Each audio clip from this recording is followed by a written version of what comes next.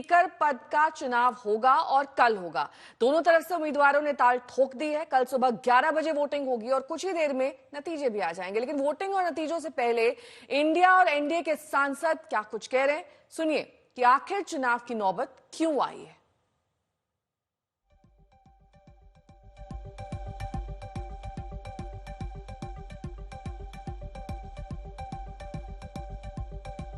पद है वो पूरे सदन के लिए होता है। ऐसे में आज़ादी के बाद मुझे तो नहीं याद कि इस तरीके के पद को लेकर चुनाव हो, पर जिस तरीके से विपक्ष की इस बार भूमिका रही है और शर्तों के साथ जिस तरीके से विपक्ष सामने आया है कि आप डिप्टी स्पीकर के पद पर सहमति कीजिए, जबकि हम सब लोग उसके लिए चर्चा के लिए तैयार थे, पर उसके बावजूद शर्त रखना, उस पर अड़ना और इस तरीके से अपनी भूमिका को निभाना मुझे नहीं लगता कि उचित है। बहरहाल जीत सुनिश्चित है। अगर चुनाव ऐसा होता भी है उसमें कहीं कोई शंका की बात नहीं है। अगर प्रधानमंत्री मोदी जी का बुलडोजर वाला एटीट्यूड नहीं बदलता तो हमें भी अपनी तरीके से संघर्ष करना पड़ेगा। प्रधानमंत्री कहते एक चीज है, करते कुछ और। कल कहा था सहमति का, और आज जो उप अध्यक्ष का पद है वो देने के लिए तैयार नहीं। तो अगर पहले जैसा ही अहंकार बरकरार रहेगा तो हमारा भी लोकतंत्र को बचाने का और सदन की गरिमा को बचाने का संघर्ष बरकरार रहेगा। और इसीलिए हमने अपनी तरफ से के सुरेश जी उनको आगे हमने। मेरी सहयोगी मौसमी सिंह भी इस वक्त जुड़ी हुई है तमाम जानकारी के साथ। मौसमी, जिस तरह से गौरव गोगोई बता रहे हैं कि उप अध्यक्ष पद का भी देने को सरकार का मन नहीं था, क्योंकि पहले ये था कि जो स्पीकर होगा वो एनडीए का होगा, जो डेप्यूटी स्पीकर होगा वो विपक्ष का होगा। के सुरेश का नाम डेप्यूटी स्पीकर के तौर पर आगे चल रहा था। कहां बात बिगड़ गई? क्या सशर्त समर्थन दिया जा रहा था, इस वजह से बात बिगड़ गई, या फिर कुछ और कारण है?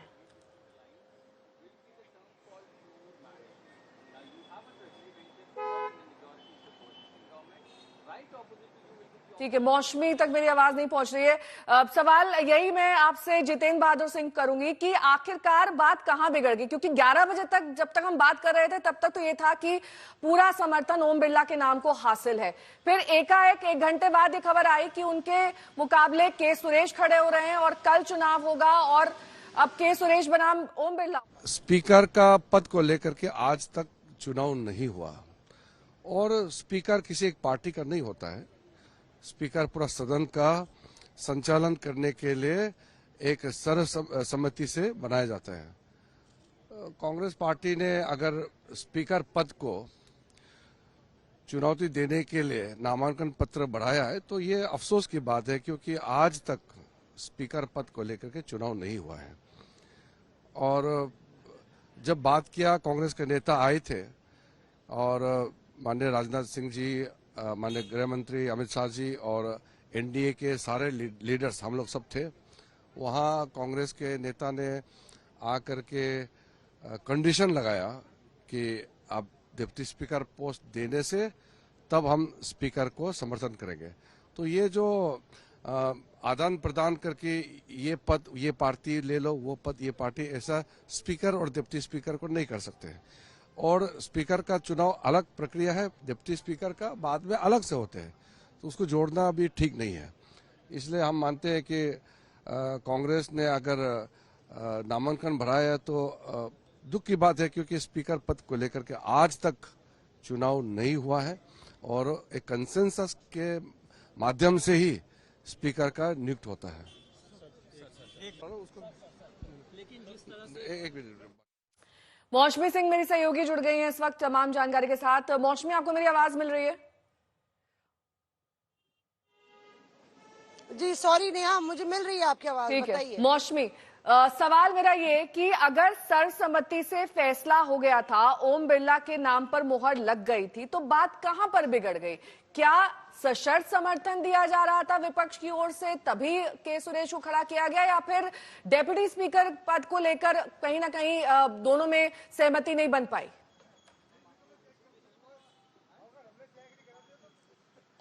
देखिए नेहा, ये अहम की लड़ाई है। बात नाक और साक की है। बात ये बताने की है कि 17वीं लोकसभा में सरकार ने जो किया वो विपक्ष अब बर्दाश्त नहीं करेगा।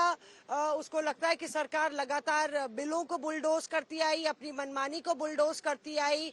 प्रोटेम स्पीकर को लेके भी पिछली बार बात अड़ गई थी। भर्तरी मेहताब को सरकार ने चुन लिया था और के सुरेश जो सबसे सीनियर मेंबर हैं 8 टर्म के, वो सांसद है लोकसभा में, उनको दरकिनार कर दिया था। तो उसमें भी बात अड़ गई थी। तो एक तरीके से ये बताने की कोशिश है कि प्रधानमंत्री सम्मति की बात करते हैं, सर्वसम्मति से आगे चलने की बात करते हैं, लोकतंत्र की बात करते हैं, पर ये संविधान की किताब की अनदेखी करते हैं। और उस तरीके से एक तरीके से ये पहली लड़ाई आप मान लीजिए नई लोकसभा में हो रही है, जहां पे विपक्ष बता रहा है कि आपकी हर एक मनमानी बुलडोजर की तरह नहीं चलेगी विपक्ष पे। इस बार हल्ला भी ज्यादा होगा, हंगामा भी ज्यादा होगा। दरअसल हुआ ये कि स्पीकर को लेके जब सरकार नाम सामने लाई और अगर ओम बिरला चुन लिए जाते हैं क्योंकि बहुमत सरकार के पास है, तो वो दूसरे ऐसे स्पीकर होंगे बलराम झाकर के अलावा।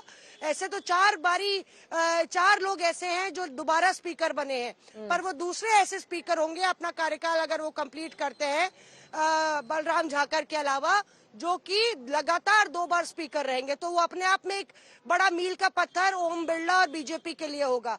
लेकिन इसमें अड़ंगा कांग्रेस ने डाल दिया। शायद इंडिया ब्लॉक से अभी बातचीत चल रही है, टीएमसी को शायद इसके बारे में जानकारी नहीं थी। ठीक है, लेकिन एक सहमति। ठीक है, मैं मौसमी में लौटूंगी आपके पास। जितेंद्र भी हमारे साथ बने हुए हैं, देश दीपक वर्मा जी हमारे साथ जुड़ गए हैं, पूर्व सेक्रेटरी जनरल राज्यसभा। देश दीपक जी, सबसे पहले तो प्रक्रिया आपसे जानना चाहेंगे कि स्पीकर को चुनने की और डेप्यूटी स्पीकर को चुनने की प्रक्रिया संसद में क्या होती है? क्या इतिहास में पहली बार ऐसा हो रहा है या फिर पहले भी ऐसा हो चुका है, और कब हुआ है अगर हुआ है तो? देखिए, स्पीकर और डिप्टी स्पीकर के चुनाव की व्यवस्था कॉन्स्टिट्यूशन के आर्टिकल 93 में की गई है। और ये जो चयन है वो सिंपल मेजॉरिटी के बेसिस पे होता है। और सामान्य चुनावों से अंतर ये है कि एक रिजोल्यूशन पेश होता है। जो अभी नामांकन किया गया है वो एक रिजोल्यूशन के तौर पे पार्लियामेंट में, लोकसभा में पेश होगा और मेंबर्स उसके पक्ष में या विपक्ष में वोट देंगे, जिसके आधार पे स्पीकर का चयन होगा। तो व्यवस्था ये रही है। जहां तक कानूनी व्यवस्था के अलावा जो परंपरा की बात है, तो परंपरा ये रही है कि स्पीकर के चुनाव में आज तक चुनाव नहीं हुआ है और सामान्यतया दोनों पक्ष सहमत हो जाते हैं। पर उसके साथ साथ परंपरा ये भी रही है कि 10वीं लोकसभा तक जो स्पीकर और डिप्टी स्पीकर दोनों ही एक ही रूलिंग पार्टी के हुआ करते थे। बट उसके बाद एक सहमति के तौर पे ये तय हो गया था कि एक लोकसभा का स्पीकर रूलिंग पार्टी का और डिप्टी स्पीकर वो अपोजिशन पार्टी का होगा। ये रहा है। अब ये संवाद की बात है दोनों दलों के बीच में। बट इस समय जो स्थिति है वो यही है कि कल 26 जून को ये मोशन जो दोनों पक्षों ने रखा है वो एज ए मोशन लोकसभा में प्रस्तुत होगा और उस पर वोटिंग होगी। ये व्यवस्था है। लेकिन देश दीपक वर्मा जी, नंबर्स तो एनडीए के ज्यादा हैं सदन में, ऐसे में पलड़ा तो ओम बिरला का ही भारी लग रहा है, क्योंकि जाहिर तौर पर उन्हीं को ज्यादा मत पड़ेंगे। ये तो स्वाभाविक बात है। हाँ, नहीं, ये तो स्पष्ट है। मेरा ख्याल इसमें कोई संदेह की बात भी नहीं है। और मुझे तो ऐसा लगता है क्योंकि ये परंपरा करीबन सभी दल मानते रहे हैं, ठीक है, तो शायद कोई संवाद में समस्या रह गई होगी जिसकी वजह से ऐसा हो रहा है। इसी पर सवाल जितेंद्र बहादुर सिंह से ले लेते हैं और उन पर मैं लौटूंगी, लेकिन इस बीच तकरार क्योंकि जारी है, स्पीकर का चुनाव होकर ही रहेगा, ये तो अब निश्चित है। हालांकि अभी भी समय है, अगर देर रात तक या कल सुबह तक सहमति बन गई तो चुनाव होगा या नहीं होगा ये देर रात तक मालूम चल जाएगा।